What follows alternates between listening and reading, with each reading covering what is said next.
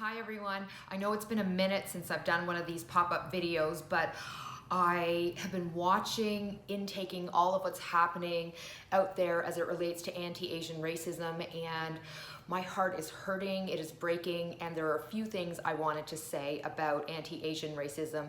And by the way, when I use the term Asian here in particular, I'm talking about people who come from East Asia, not South Asia. I know that South Asians, hello, as a brown person, are Asian, but in particular, I'm talking about the racism experienced by East Asians in this moment. And so I keep hearing a few things that I want to address as someone who teaches equity, diversity, and inclusion for a living, and in particular from other communities of color.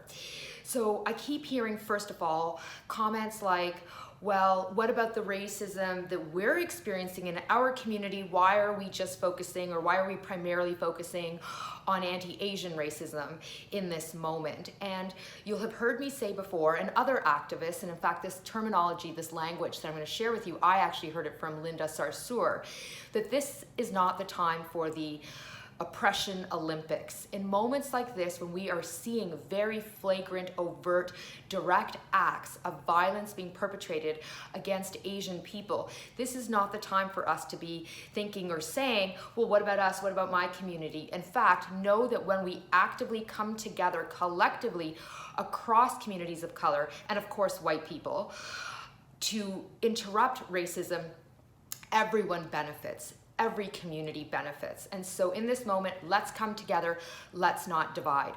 The second thing I'm hearing a lot about, a lot of comments being made about, is things like, well, Asian people are really racist too, like anti-blackness and anti-brownness permeates Asian culture.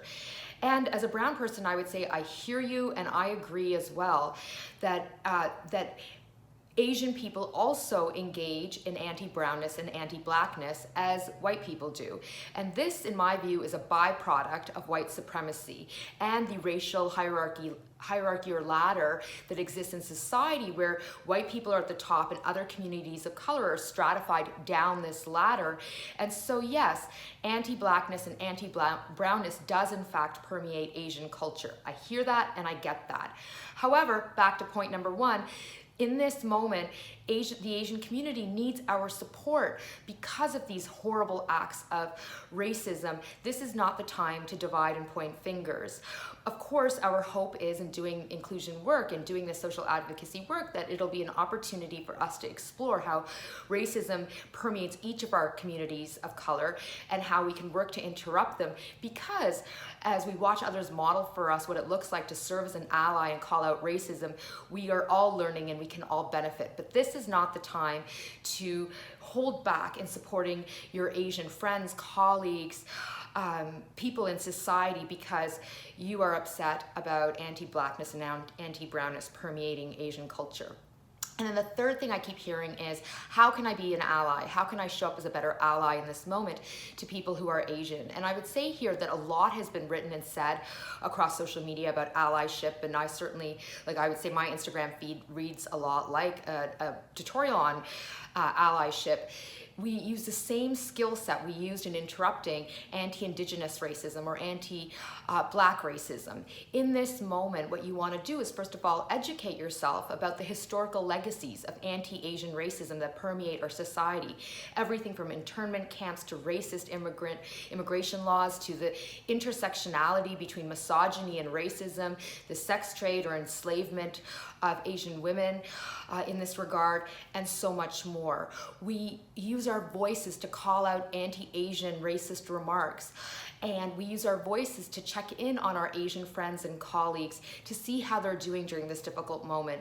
You know, a good friend of mine, he as an Asian person, put something up about how the silence is deafening in this moment in his life as an Asian person, the lack of outreach or support he's feeling in this moment. And I think it just underscores how when we experience racism, it can be really upsetting, alienating, it's so hurtful. And so when people check in with us, it can really make a big difference.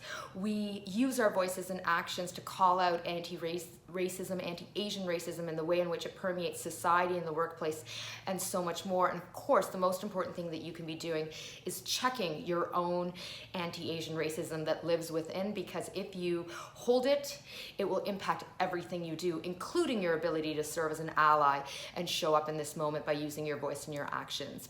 So I hope these comments, these insights have been helpful. And to all of my Asian friends, colleagues, family out there, to the communities, I am so sorry that you are having this experience. It really upsets me, saddens me. When we have experienced racism directly ourselves, we know how painful the sting is. And I just want you to know I'm sending you so much love, positive energy, healing energy in this moment.